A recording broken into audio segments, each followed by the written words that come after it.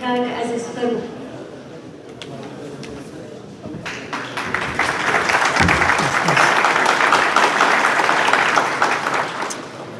زۆر سپاس لەگەڵ سڵاو بەخێراتن.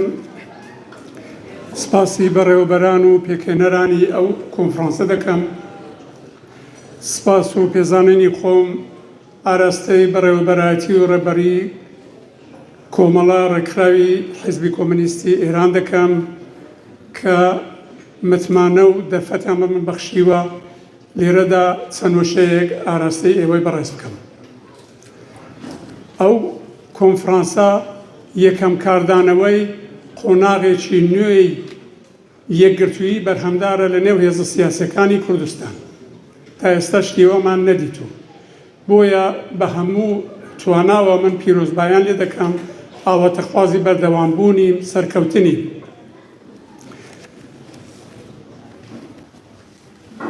کۆمەلگای کوردستان لە ناوخۆ لە تاراوگا بە وریایی قوڵ بەڵام تا ڕادەیەکیش بە دڵڕاوچێ بە دوواداچوون دەکەن بۆ ئەو پێشهاتە پیرۆزە.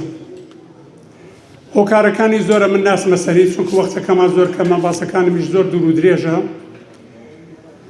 بەڵام من پێم خۆشە ئەوە ڕابگەێنم. ئێوە هەمووتان دەزانن کە حیزبە سیاسیەکانی ئێمە خۆشەویستی سیاسیان هەیە لە نێو کۆمەڵگای کوردستان. پێگە و جێگەی خۆیان هەیە.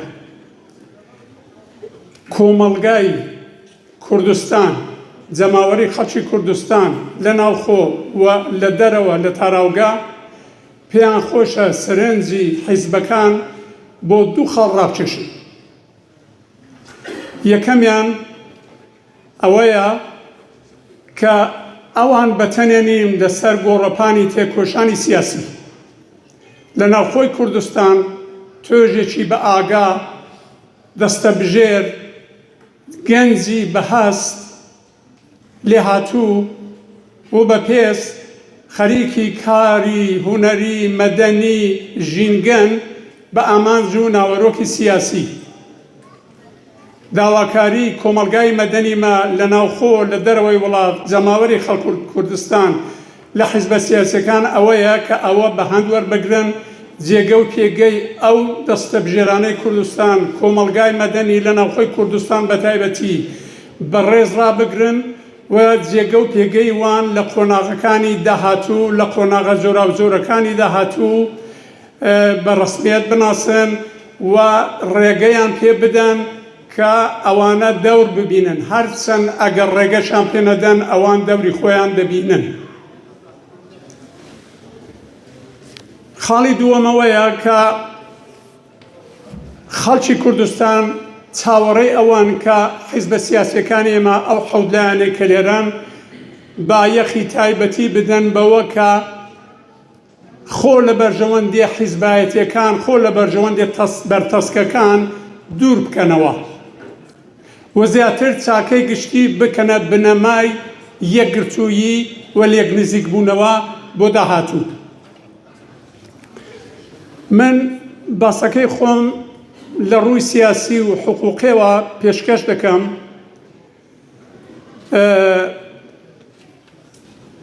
ئەو باسە من کە ئێستا دەهێنمە گۆڕێ پێشتریش لە کۆنفرانسی ڕۆژهەڵات، کۆنفرانس بۆ ڕۆژهەڵات کە لە ڕۆژەکانی 26 و 27 مانگی 4 لە وڵاتی هۆلەند بە دەست پێشخەری کۆنگرەی نەتەوەی کوردستان دامەزرا ئاراستە کرد، بەڵام گۆڕانکارێکی زۆرم تێدا داوە.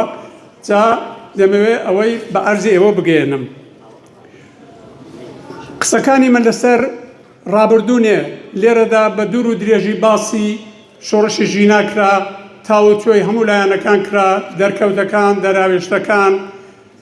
من دەمەوێت ڕاستەکەی باسی پرۆسەی ڕاگوزەری بکەم بۆ داهاتووی کوردستان و ئێران. لەو دەورەی پرۆسەی ڕاگوزەریدایە کە دامەزراوە حکوومەتەکان پێک دێن، دام و دەستگا دەوڵەتەکان قانونمەند دەبن، سیستمی سیاسی و وەزعیەتی حقوقی ڕژیمی داهاتووی ئێران دادەڕێژێت. ڕێک لەو کات و ساتەدایە کە چارەنووسی سیاسی لە ئێران و لە کوردستان گۆڕانکاری بەسەرداگێت، یان بەرەو ئازادی، دموکراسی، سێکۆلاریزم، عەداڵەت، هەموو جۆرە عەداڵەتێک، حقوق بەرابەری، هەموو حقوقێک و دەستەبەرکردنی مافی نەتەوەیی دەڕوا، یان بەرەو توندئاژۆیی، توندوتیژی، پاوانخوازی، ناوەندگەرایی، ئیستبداد و سوڵتەگەرایی دادەخشێت.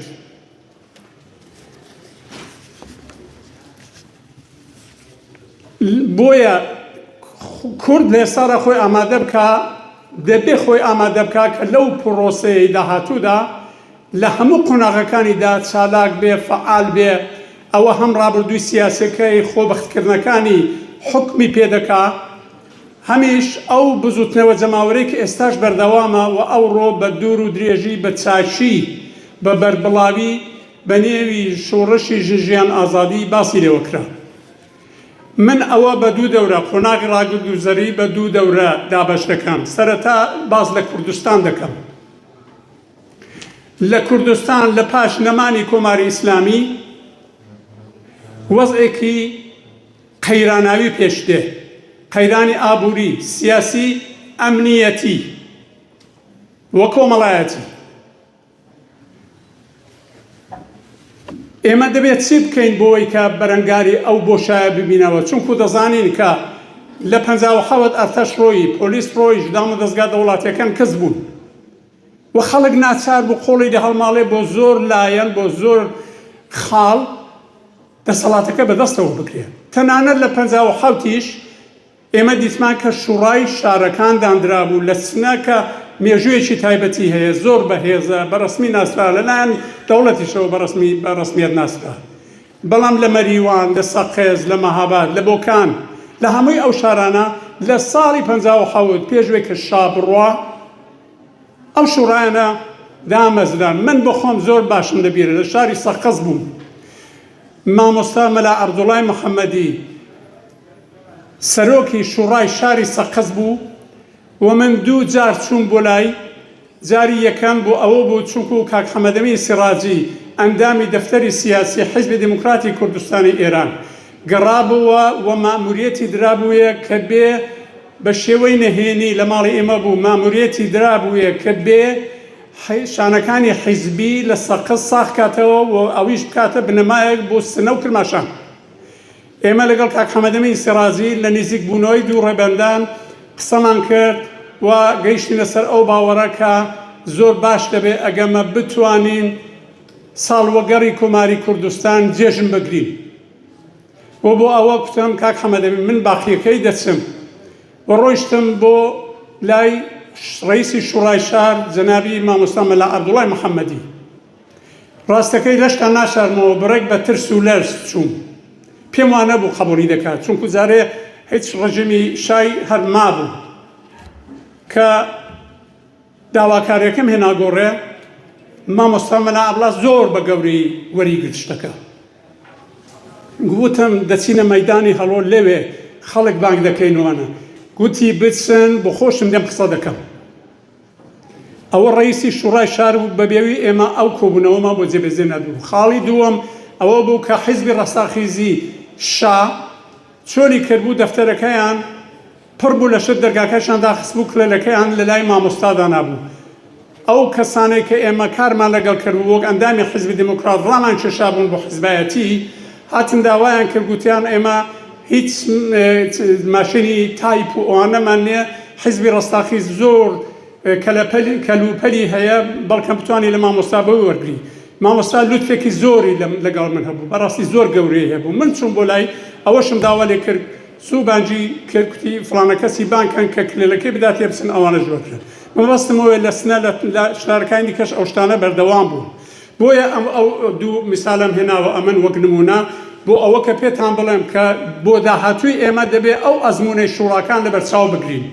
ئەو بۆشایەی کە دەسەڵات بەجێ دێڵێ لە کوردستان ئێمە دەبێت بەرپرسی بدەینەوە دەبێت خۆی بۆ ئامادە بکەین قۆڵی بۆ هەڵماڵین ئەو حیزبە سیاسیەکان لەگەڵ ئێوەمە هەر خەڵک حیزبی سیاسی بە یارمەتی بە دەگەڵ کۆمەڵگای مەدەنی دەبێت ئامادەکاری بۆ بکەن وە شوڕاکان دامەزرێنن ئەو جار فەرق جیاوازیەکەی ئەوەیە کە ئێمە جاران لە کرماشان و ئیلان ئەو شوڕایانمان نەدەتوانی دانین بەڵام ئەو جارە لە هەموو شارەکانی کرماشان و ئیلام و سنە و ئازەربایجان ڕۆژاوا و ئەوانە دەتوانین دای بنێ بۆ شانسێکی گەورەیە بێجگە لەوەی کە لە هەر یەک لە شوڕاکان لە شوڕاکە لە کەسانی سەربەخۆ دەبێت پێک بێت دوو پاتی دەکەمەوە کەسانی سەربەخۆ بێلایەن دوور لە حیزبایەتی شوڕایەکی سەراسەریش پێک بێ کە ئەو چاوەدێری هەموو شوڕاکان بکە دیسان ئەزمونێکی 57 دەجەرمەوە زیندویات مامۆستا شێخ عیزەدین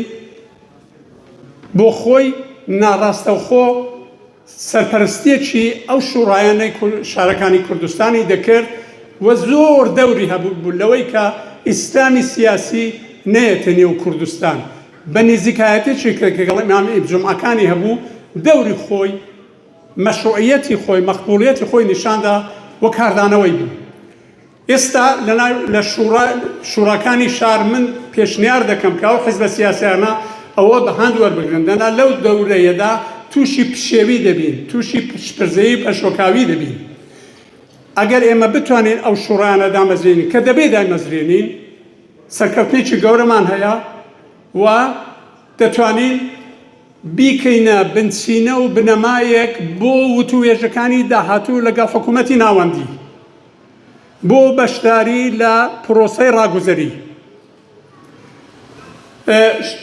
شوڕاکان دەبێت یەک شت لە بەرچاو بگرن حیزبە سیاسیەکان ببورن دەبێت یەک شت لە بەرچاو بگرن کە ئەو شوڕایە هەموو لایەنەکانی ئەمنیەتی یعنی بۆ دەستەبەرکردنی ئەمنیەتی خەڵک بۆ بەرگری لە تونند و تیژی دادپەروەری هەر کەس ڕەخنە لەوی دیکە وەرنەگرێتەوە دەبێت زوو لە ڕووی دادپەروەریە کۆمیتەیەکی حقوقی دامدەستگایەکی قەزایی دابنێت لە هەموو شارەکان کە وەزعیەتێکی بە ئاسایش دامەزرێنێ بێجگە لەوانە باسی خزمەتگوزاریش حتمەن خاڵێکی زۆر گرنگە بەڵام لە پاش ئەویش حیزبە سیاسیەکان دەبێت ڕێگا بدەن کە شوڕا بابەتی چەکداری و بەشی چەکداری بە دەستی خۆی بەڕێوەبەرێ حیزبە سیاسیەکان دەبێت هاوکاری لەگەڵ شوڕا بکەن و پێشمەرگە و گریلا لە اختیاری ئەوان بنێن ئەوانن کە دەستور بدەن ئەو پێشمەرگە و گەریلیا بە شێوەی کاتی دەبێت بچنە ژێر دەستور و ئەمری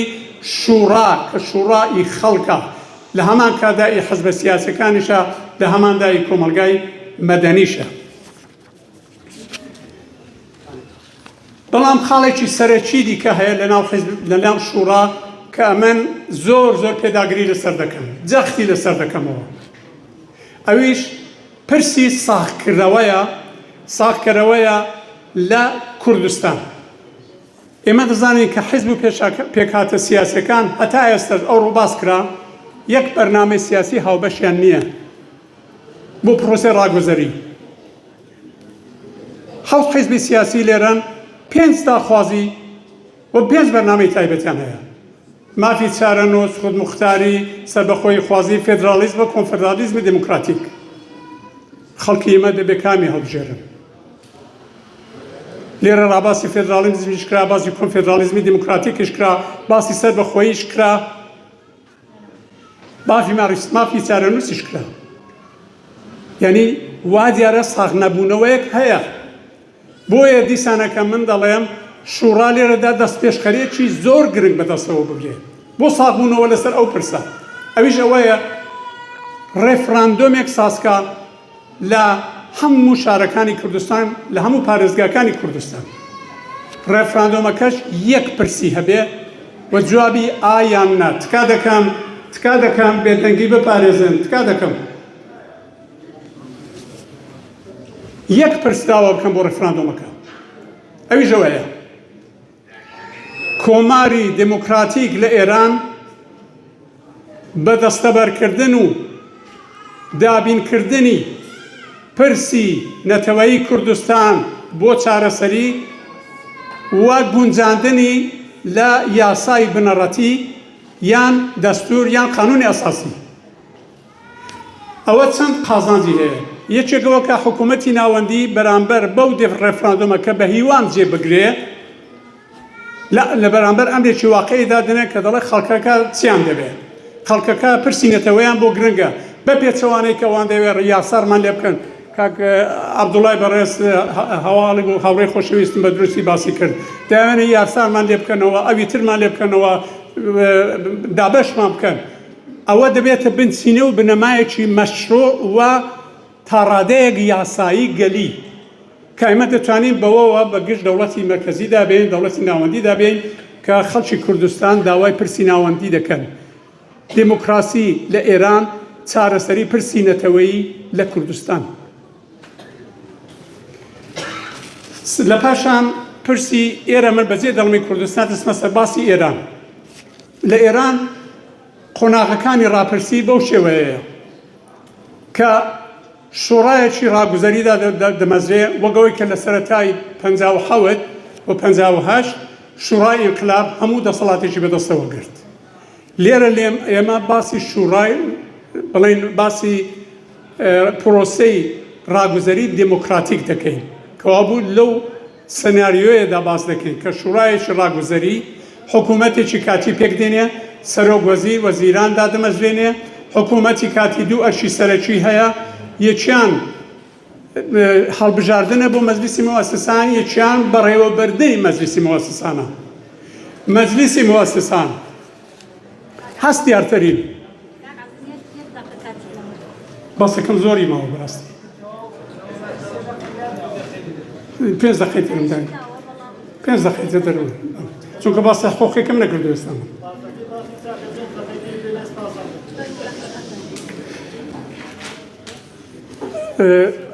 وەختێک حکوومەتی کاتی ئەواندا دەمەزرێنێ مەجلیسی موەسسەسان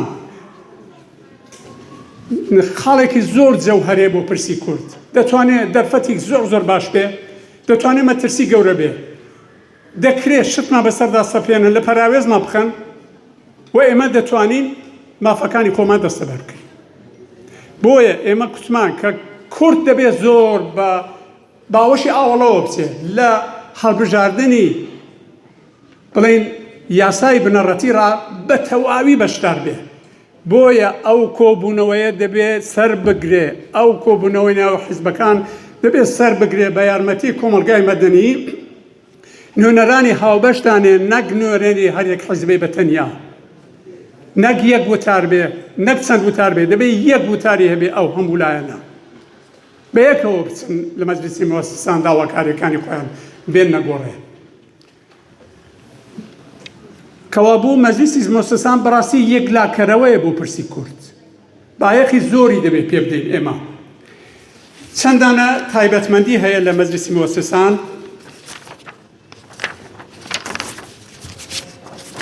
یەکێکیان هەرەوەی کە باسم کرد یەکێتی ناوماڵی کووردە. ئەگەر ئێمە بە تەنیا بچین، ئەگە ئەو یەکگرتوویە بە ئاکام نەگا، ئێمە بەداخەوە تووشی ماڵوێرانی دەبین. قسەی هیچمان ناچێتە سەرێ و جیاوازیشمان دەخەنە سەری. چەپ یەکمان بۆ لای خۆی دەبا، کۆماری خواز یەکی دیکەمان بۆ لای خۆی دەبا، دموکرات ئەوی ترمان بۆ لای خۆی دەبا، مەسەبەکان ئەوی تر بۆ لای خۆیان دەبا، دەبینێت چەند بەش وتاری هاوبەشمان لە قیز دەچێت. لە پاشان بەرنامەکەشمان هاوبەش بێ. ئەو بەرنامەیە کە کوتمان شوڕای دموکراتیکیش دەبێت بۆ خۆی وردە هەوڵدا بەرنامەیەکی هاوبەشیش پێک بێنە لە نێوانەدا. بەڵام خاڵی چوارەم باسی هاوپەیمانانە. هاوپەیمانانی ئێمە چێن لە مەجلیسی موەسسەساندا؟ نەتەوەکانن، بەداخەوە زۆر کەزن، هیچ ساختارێکی سیاسی حقوقیان نییە. کۆماری خوازەکانە بەداخەوە لەگەڵمان نین، دموکراتەکانن بەداخەوە ئەوانیش لەگەڵمان نین. کەوا بوو بە تەنیا بە خۆمان دەمێنینەوە. دەبێت هەوڵ بدەین ئێمە ئەوەندەی کە بۆمان دەکرێت بچین لانیکەم بەشێک لە نەتەوەکان بڕاکێشین، کاری بۆ بکەین. ئەگەر ئەوە بێ دیسانە کە شانسێکی سەرکەوتنمان هەیە.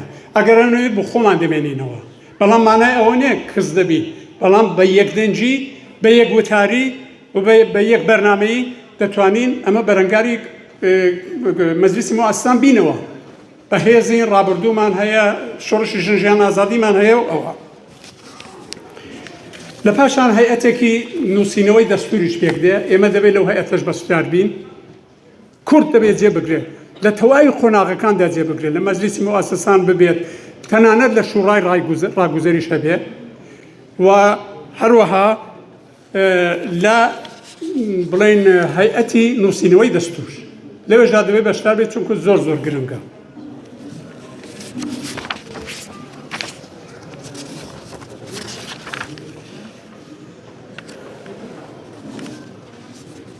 لە پاشان لە مەجلیسی مواسسان یەک پرسی زۆر گرنگ هەیە زۆر خاڵی زۆر زۆرم هەیە ئەویش پرسی کەمینە و زۆرینەیە لە ڕووی حقوقیەوە لە ڕووی ئوسولی دیموکراسیەوە ڕاستە لە هەموو شوێنێک لە هەموو دنیا زۆرینە دەنگەکەی دێباتەوە بەرنامەکەی دێباتەوە داخوازەکەی دێباتەوە بەڵام لە پرسێکی وا گرنگ بەڕاستی ئەو سانترالیزمی دیموکراتیک ئەو سونەتە لە دموکراسیدا سەپاندنی زۆرینە بەسەر کەمینەدا ناڕەوایە زۆرینە بە شەرتێک لەو مەجلیسی مواسسانەدا حەقانیەت و مەشروعیەتی هەیە کە ڕێز بگرێت لە کەمینە لە داخوازەکانی کەمینە کەوا بوو ئێستا هەر ئێستا ڕایمە دەبێت لەوە لە ڕۆی حقوقیشەوە لەوە بیر بکەینەوە کە چۆن گارانتی بۆ ڕێزگرتن لە کەمینە بەدەستەوە بگرین بەڵام ئەگەر ئێمە بتوانین لەگەڵ نەتەوەکان هاوپەیمانی جێبەجێکەین ئەو پرسەش چارەسەر دەبێت لەبەرەوەی کە نیوە لە زیاتر لە کۆمەلگای ئێران نەتەوەکان پێچی دێنن ئەو بەسەش تەواو بوو لە پاشان زۆر بە کورتی من باسێکی حقوقی داوا لێبوردن دەکەم لە ڕووی حقوقیشەوە ئێمە ڕێکارە حقوقیەکانمان بریتیە لەوە کە ئامڕازە حقوقیەکان دەبێت بکەینە کەرەستە و دەستەچیلەی ئامانجە سیاسیەکان یعنی لە ڕێگای حقوقیەوە بەتایبەتی لە حقوقی ناونەتەوەییەوە بچین داخوازە نەتەوەیەکانی خۆمان داخوازە سیاسیەکانمان بێنین و پشتی بگرین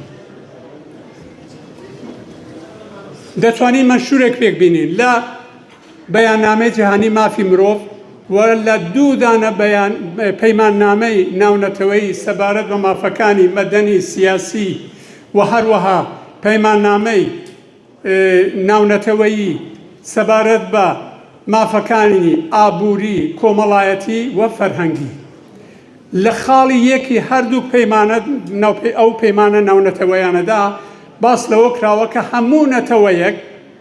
هەموو نەتەوەیەک مافی چارەنووسی خۆی بەدەستەوە دەگرێت بەبێ هیچ شەرت و مەرجێک باس ناکە کە دەتوانێت بەڵام دەڵێت بەدەستەوەی دەگرێت و لە ڕووی ئابووریشەوە دەتوانێت گەشەدارکردن و پەرەپێدانیشی دیسانەکە دەستی بەسەردا بکرێت لە خاڵی دوو دەوڵەتەکان ناچار دەکات کە زەمینەی پێکێنانی ئەو مافی چارەنووسا ئامادە بکە لە خاڵی پێنج دەوڵەتەکان قەدەغە دەکات لەوەی کە پرچ و بیان و پاساو بێنەوە بۆ بەڕێوەبردنی ئەو مافی چارەنووسا خاڵی 26 بۆ هەڵاواردنە دش بە هەڵاواردنە کە دەڵێ هیچ کەس مافی ئەوەی نەیە کە هەڵاواردن لە ئەوی تر بکە بەتابەتی خاڵی 27 کە زۆر گرنگە بەدەستەوەگرتنی مافەکانی فەرهەنگی هەموو نەتەوەکانی بەڕستپێت ناسیوە بۆیە لە ڕووی حقوقیشەوە ئێمە ئەو ئامڕازەمان بەدەستەوەیە بەڵام هەمووی گرێدراوی ئەوەیە کە ئەو کۆبوونەوەیە سەرەتای ئەو یەکگرتوویە دەبێت بەردەوام بێ ئێمەش وەکو کەسانی سەربەخۆ پشتیان دەگرین هانیان دەدەین لەگەڵیانین هەرچێکی لە دەستمان بێ لەگەڵیان دەکەین و تکایان لێ دەکەین هەموو شتێک بە هەند وەربگرن ئەگەر ڕێگان بدەن 6 دان پێشنیاریشم هەیە تەواو دەبێت 6 بدەن